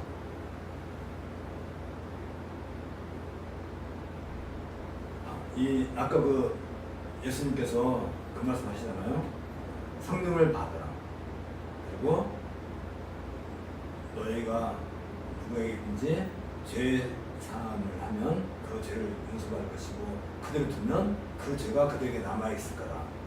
이건 죽고 사는 문제잖아.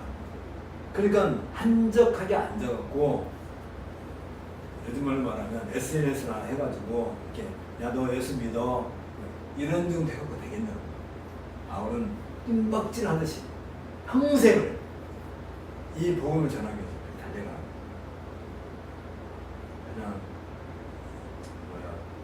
할 거 다 하고 남는 시간에 대충 뭐 이렇게 하는 게 아니라, 그래서 이 모든 걸 통해서 교회를, 그리스도의 몸, 이 교회를 하나로 다 엮는 그 일을 위해서 지금 예루살렘에서 가고 있었던 것이고, 드디어 이제 예루살렘에 도착을 했어요.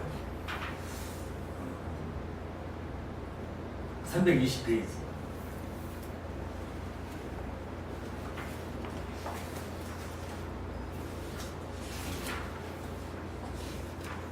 이어 누가는 예루살렘에 이르니 형제들이 우리를 기꺼이 영접하거늘, 이 성경의 사도행전 볼 때에 우리라는 말이 나올 때가 있어요. 이것은 누가가 기록하는 사람이니까 이 자리에 누가 있었는 거예요? 누가가 있었던 거지. 누가가 기록했으니까 누가가 있는 거지. 항상 그래서 이게 이제 이 사도행전 텍스트에 우리 텍스트라는 말이 있어요. 우리 위 텍스트 사도행전 보면 바울이 또 바나바와 누가 이렇게 쓸 때는 거기에 누가가 있었던 거예요. 그냥 누가가 없는데 어느 때는 우리가 이렇게 쓸 때가 있어요. 그러면 거기에 누가가 항상 있는 거예요. 누가가 누구예요? 이 사도행전을 쓴 사람. 그래서 여기 보면 뭐예요? 우리를 기꺼이 영접하거늘 하면 우리를 할 때는 거기에 누가가 있었는데 누가가 주인공이에요? 바울이 주인공이에요? 네? 그러면 바울을 영접했을 거라 했는데 왜 우리라고 했을까요? 누가는 벌써 이런 바울의 마음을 아는 거예요. 바울은 온 세계 교회를 그리스도의 몸 안에서 하나인 것을 늘 염두에 두고 바울은 그렇게 살았기 때문에 심지어 바울이 어떤 교회에다가 서신을 쓸 때도 우리 형제 누구랑 함께 문화하는가 늘 그런 식으로 서신을 쓰잖아요. 이름도 신라와 함께 뭐 디모데와 함께 너한테 문화한다든지. 그래서 바울은 자신이 사도임에도 불구하고 나와 함께 동역하는 그들을 늘 무리라고 해요. 무리. 그러니까 요즘에 신사도 운동하는 사람들이 자기는 사도니까 내가 너희들한테 복음을 전한다 해가지고 마치 무슨 뭐 직분을 주는 것처럼 막 장로도 세우고 집사도 세우고 막 그런 게 아니죠. 바울은 늘 자기 자신을 뭐라고 그래요? 아까 그래서 제자들을 만나고 또 빌립을 만나고 또 여기 보면 이제 예루살렘에 갔을 때 나손도 만나고 이런 사람들을 만났을 때 바울은 자기 자신을 가장 낮은 사람으로 왜 그랬을까요? 이 사람들 다 누구 때문에 고난받는 사람들이에요? 다 자기 때문에 고난을 당한 사람들. 다시 말하면 상대편에서 바울을 놓고 볼 때는 철천지 왼수인 거지. 그냥 몇 돌로 갈아 죽여도 분이 안 풀릴 천천지 왼수잖아요. 근데 형제로 맞아요. 그 사람 바울은. 그러니 바울은 그들 앞에서 어떻게 하겠어요? 그냥 딱 짜고 누가는 여기서 당당하게 우리라고 써주는 거죠. 우리를 기꺼이 영접하거늘 그 이튿날 바울이 우리와 함께 야고보에게로 들어가니 장로들도 다 거기에 있더라. 그래서 드디어 21장 17절 18절에서 1, 2, 3, 4 전도를 마친 바울이 야고보와 만나. 그래서 이 그동안 있었던 얘기를 보고를 다 하고 그리고 이방인들의 예물을 예루살렘 교회에 드림으로써 바울은 뭘 해요? 이 행위를 바울은 어떻게 이해하고 있었냐면 이방인의 재물을 하나님께 바치는 걸로 이렇게 드렸단 말이죠. 예루살렘 교회는 이걸 받아들임을 해서 이방인 교회들도 이방인의 그 교회 성도들도 우리와 한 형제라는 것을 인정하게 되는 이 모든 것들이 이루어지게 돼요. 어떻게 보면 해피엔딩처럼 보이는 이 상황인데 이런 상황인데 그 당시 이 야고보는 예수님의 동생이 야고보예요. 12제자 야고보가 아니고 예수님의 형제 동생 야고보가 이 예루살렘 교회를 이끌고 있었는데 이 당시 예루살렘 교회는 아주 어렵고 굉장히 고통 가운데 있었어요. 어떤 면에서 전에는 이런 일이 없었는데 바울이 이방인들을 다닐 때 이방인들 만날 때 바울은 누구예요?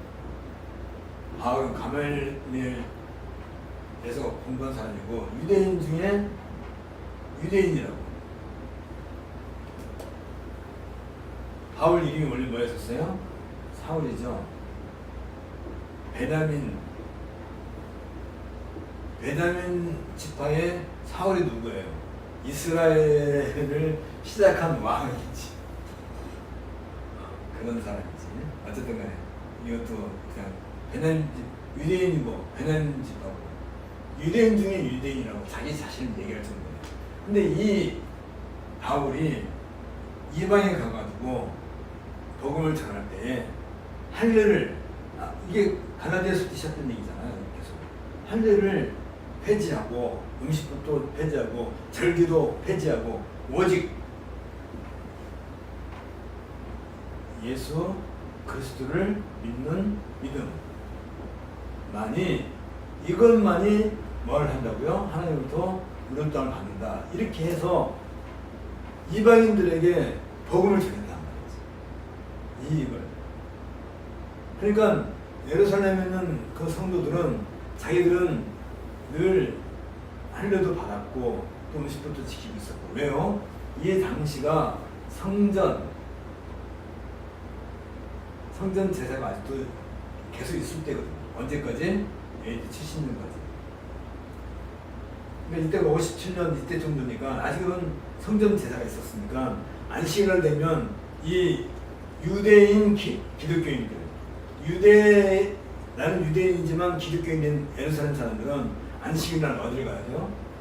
성전에 가야 돼요. 안 갈 수가 없어요. 안 가면 유대인이 아니잖아. 안 가면 아직 기독교인이 안 된 다른 유대인들이 가만두질 않죠. 그리고 이 당시에 지금 AD 70년이 왜 발생하게 되냐면 AD 67년에 유대인들이 대대적으로 로마를 향해서 반기를 들어요. 말하자면 독립운동을. 근데 지금 이때쯤 해서 이게 지금 독립운동이 계속 고도가 되어가고 있는 상황이란 말이에요. 결정적인 것이 67년에 빵 터지긴 했지만 이전부터 이미 바울이 1차 전도 여행 다닐 때부터 바울이 왜 가는 곳마다 유대인들한테 그렇게 루스드라에서는 아예 돌에 맞아 죽을 정도로 죽어버렸잖아요. 왜 유대인들이 그렇게 해요? 바울을 왜 그렇게 주업해요? 수없이 바울을 고난받는 왜 그래요? 유대인이니까. 너가 유대인인데 이방인들과 할례받지 않는 이방인들과 같이 있는 꼴을 못 보는 거예요. 너는 그러니까 우리 유대인 이 사회에서 너는 완전히 죽어버려라 하는 거잖아요. 그러니까 예루살렘 교인들은 예루살렘에 있는 그 교회 교인들은 유대인이면서 기독교인이야. 그러니까 유대인으로서 여전히 성전 제사에 참여하고 안식 후 첫날 주일날 되면 또 교회로 또 모여야 돼. 이중물을 합니다. 고통이 더 많이 이어가죠. 그 당시 예루살렘 교인들은 그랬단 말이에요.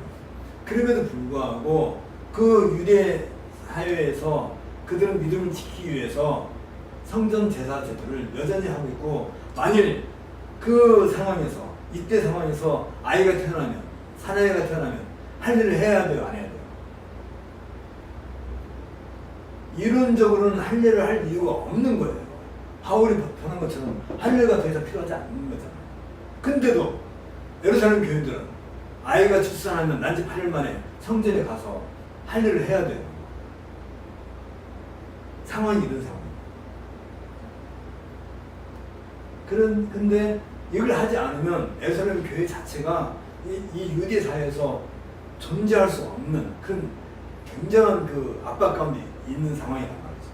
그런데 바울이 나가가지고 가는 곳곳마다 복음을 전한다 하면서 이런 분란을 일으키니까 이 바울이 다시 예루살렘 들어온다고 그러니까 예루살렘 교회가 긴장을 바짝 하고 있는 거예요.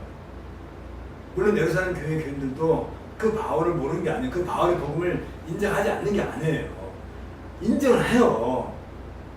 하는데도 불구하고 이 바울이 온 아시아, 마게도냐, 아가야 다니면서 이런 분란을 일으킨 것을 다 소식들고 알고 있는데 이 바울이 예루살렘에 들어온다고 하니까 예루살렘 교인들도 바짝 긴장하고 있었고, 뿐만 아니라 우리가 3차 전도여행 마지막 때에 갱그라에서 바울이 배를 타고 가려고 할 때 그 배 속에 누가 있었어요? 바울을 죽이려 하는 유대인들이 타고 있었단 말이죠. 그래서 바울은 빌립보로 이렇게 걸어서 육로에서 그 드로아까지 가게 되는 거잖아요. 그러니까 지금 온 세상이 이 바울 하나만 잡아 죽이려고 하고 있는 거란 말이죠. 거기에 바울이 뛰어드는 거예요. 왜? 자기의 달려갈 길을 위해서 가는 거예요. 심장이 뛰어가다 보면 심장이 터질 것 같은데 또 달려가는 이유가 뭐예요? 죽을 것 같은데 가는 이유가 뭐예요? 근데 유대인들은 뭘 기다리고 있는 거예요? 이날만 기다리고. 자, 비교해봐. 자, 비교하면 내 손에 죽을 줄 알아. 유대인들 안에 그렇게 마음 먹고 있는 상황. 그러니까 교회에서도, 예루살렘 교회에서도 바울이 바깥에 있을 때는 조금 그래도 걱정은 된다 하더라도 예루살렘 들어온다 하니까 예루살렘 교인들조차도 긴장을 받자. 무슨 일이 터지지 않을까. 바울이 예루살렘에 오게 되면 또 그동안 자기도 성전 제사도 하고 유대인들과 계속 교류를 하고 또 그러면서 이건 또 다른 면에서 어떤 의미가 있어요? 유대인들에게 복음을 전할 수 있는 기회도 되니까 그런 어떤 뭐 한쪽은 손해보다가 한쪽은 뭔가 기대할 수 있는 거니까 계속 이 관계를 유지하고 있지. 하지만 거기에 폭탄을 불고 바울이 뛰어든다면 예루살렘 교회도 굉장히 불편한 상황이었죠. 그래서 이 야고보가 바울에게 그걸 요청하죠. 너가 성전에 가서 이방 세계에서 갔다 왔으니까 우리 여기에 4명이 나신 선한 사람이 있으니까 당신도 같이 그들과 함께 성전에 가서 성결 예식 결례를 하면 어떻겠느냐. 너가 결례를 이 성전에 가서 성결 예식을 한다는 것은 뭘 얘기하는 거예요? 바울이 유대인이라는 것을 유대 사람들한테 여태까지 이 유대인들이 저 바울은 저건 이방인들 어울려 다니는 사람 아주 죽일 놈으로 알고 있는데 너가 유대인이라는 것을 스스로 밝히면 유대인들이 너를 그나마 조금이라도 인정해 줄 것이고 그 면에서 어떻게 된다면 지금 예루살렘 교회는 이리 치고 저리 치고 막 이런 더군다나 성전 제사까지 참여를 해야 되잖아요. 복음을 갖고 있는 그들이 성전 제사도 해야 되고 애 낳으면 할례도 줘야 되고 할례 주는 사람들 중에서 이건 하지 않아도 된다고 알고 있음에도 불구하고 유대인들 때문에 하는 거잖아요. 지금. 그런데 이런 모든 문제점들이 있어서 좀 더 예루살렘 교회가 좀 더 평안을 하기 위해서 바울에게 그 정결 예식을 하라고 요구하게 됐고 바울은 안 하겠다는 거예요? 하겠다는 거예요? 하겠다는 거예요. 왜? 나 하나가 이런 것을 거부함으로 인해서 그 다음에 발생할 그 여러 가지 일들보다는 나 하나가 희생하는 것이 낫다. 바울은 이거 할 필요 없는 사람이에요. 이건 성결 예식이도 뭐고 이제 성전 제사 자체를 하지 않아야 되는 할 필요가 없는데도 불구하고 기꺼이 성전에 들어간 이유가 뭐예요? 바로 동포들을 기꺼이 우리가 알량한 내 믿음 하나 지키겠다고 내 동포를 배신하는 일들이 있어서는 안 되겠지만 그러나 우리가 알다시피 일제시대 때 또 6.25 때 6.25 동란 때 그런 거 있었잖아요. 내 믿음 지키려고 그걸 자랑해서 그거 좀 이해가 좀 어렵다 그치? 그런 것은 얘기가 좀 어려운데 어쨌든 간에 바울은 그 상황에 기꺼이 야고보의 요청을 받아서 성전에 가서 결례 예식을 해요. 그런데 이게 결정적인 문제를 가져오죠. 바울이 이제 나신 철을 한 사람과 같이 성전뜰은 성전이 있으면 앞에 뜰이 있어요. 앞에 여인의 뜰이 있고 그 다음에 이스라엘의 뜰이 있고 이 담 바깥에가 이방인 뜰이에요. 근데 이 이방인 뜰까지는 사람들은 들어가도 돼. 근데 이스라엘 뜰에는 유대인 아니면 할례 받지 않으면 들어가면 안 돼요. 이건 성전 모독, 신성 모독 제가 돼가지고 이때는 로마 군인도 로마에서도 어떻게 할 수 없고 이건 순전히 이 유대인들 사내들인이 결정을 해가지고 그냥 사형을 집행을 끝나요. 근데 여기에 바울과 나머지 그 나시는 소나선에 들어가 있는 것을 어떤 유대인이 본 거야. 근데 그 유대인이 봤을 때 옛날에 바울이 에베소에서 그 이방인 같이 다녔던 그 사람으로 착각을 하고 이 유대인이 소리를 지르는 거죠. 이게 어디서 나와?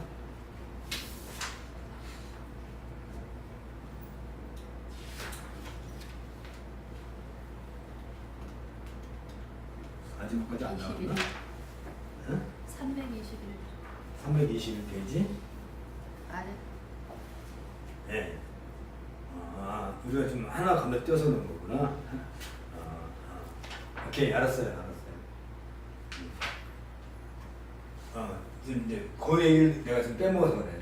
이 성전뜰에 바울이 들어갔을 때, 지금 이제 요 얘기는 좀 이따 합시다. 다음 시간에 합시다. 그럼 다음 시간에 할 얘기고, 이 이스라엘 뜰에 이건 성전뜰이라고 하는 것인데, 성전뜰은 두 개가 있어요. 이스라엘 뜰이 있고 이방인의 뜰이 있고, 거기에 어쨌든 이제 이스라엘 뜰에 갔을 때 이게 성전 뜰이야.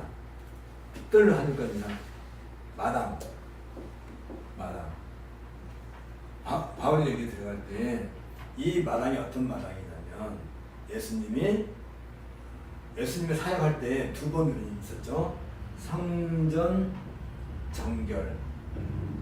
예수님 사역 시작하기 전에 시작하자마자 성전에 들어가서 성전 뜰을 장사하는 사람들 다 성전 정결 예시라고 해요. 정결시. 성전을 정결케 했다. 언제 또 한 번이에요? 예수님 십자가에 돌아가시기 전에 두 번 있었죠. 성결 정결 예시를 통했을 때 성전을 깨끗게 하셨다. 우리가 이걸 성전뜰이라는 단어가 성경에 나오면 우리 머릿속에 항상 뭐가 있어야 돼요? 이 예수님이 성전을 정결케 하셨다 하고, 그러면서 예수님이 뭐라고 얘기해요? 이 성전 정결과 함께 예수님 하신 것은 뭐예요? 이 성전을 할라 내가 사흘 만에 다시 일으키리라 했을 때 그 성전은 누구를 가리켜서 한다고요? 예수님의 자신을 가리켜요. 성전은 그건 누구예요? 예수님 몸이라는 얘기지. 그럼 이 성전은 헐어지고 예수님의 몸이 진짜 성전이 난다면 예수님의 몸과 하나인 한 몸인 교회를 성전은 없어지고 교회가 세워지게 된다는 이런 연결성을 성전뜰이라고 성경에 나올 때는 항상 우리 머릿속에 뭐가 담겨 있어요? 바로 이런 것이 담겨 있어요. 이게 신학이에요. 신학은 바로 이게 신학인 거지. 이런 거 없이 성전뜰에 바울이 들어갔네? 정결식을 했는데 그러면 그건 성경을 읽는 게 아니지. 그냥 글자만 읽는 거지. 그래서 이제 바울이 성전뜰에 가서 뭘 했다고? 정결 예식. 정결 예식을 했다는 것은 사실은 이제 이 성전의 기능은 이미 없어진 거예요. 성전 기능이 이미 없다는 것을 우리가 어디서 확인했어요? 사도행전 4장에서 안진뱅이가 성전 문 앞에 맨날 40년 가까이 구걸을 하고 있는데도 불구하고 성전의 그 안진뱅이에 대해서 아무것도 할 수 없고, 베드로와 요한이 나사렛 예수의 이름으로 일어나 걸어라, 예수님이 참 성전인 것을 거기서 확인했죠. 사도행전 4장에서. 근데 바울이 그냥 건물이지. 그냥 건물인 성전에 들어가서 정결 예식을 하는 것은 이 성전이 바울에게 정결의 어떤 능력을 주나요? 이미 예수님이 성전을 깨끗게 하심으로 해서 그것은 곧 자기 몸을 하나님께 드리는, 예물을 드리는 것을 상징하는 거라고 이미 말씀하신 것처럼 바울은 이 정결 예식이 자기에게 어떤 머리카락 하나도 깨끗게 해준다는 생각한 적이 하지 않아요. 하지 않았는데도 불구하고 기꺼이 여기에 가려고 하는 것은 동포들을, 우선 예루살렘 교회 교인들을, 그리고 자기와 함께 이방인 함께 온 이방인 교인들 있잖아요.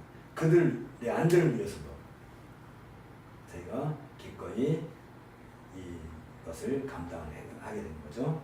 그리고 난 뒤에 이제 이것이 결정적으로 문제가 발생해서 유대인들이 바울을 죽이는 그 사건을 우리가 22장에서 보게 되죠. 그러나 그렇죠. 그래서 우리가 다음 시간에 22장부터 하십시다. 자, 함께 기도합시다. 주께서 우리에게 은혜를 주시고 또 이 사도행전을 통해서 여러 가지로 하나님을 아는 지식에 대해서 서로 생각도 해보고 또 마음에 담는 시간을 가졌습니다. 주께서 우리에게 귀한 은혜를 더하셔서 무엇보다도 우리가 전심으로 하나님을 향하여 달려갈 수 있도록 뜀박질을 하여 달려갈 수 있도록 우리를 이끌어 주시옵소서. 예수님 이름으로 기도합니다. 아멘. 수고하셨습니다.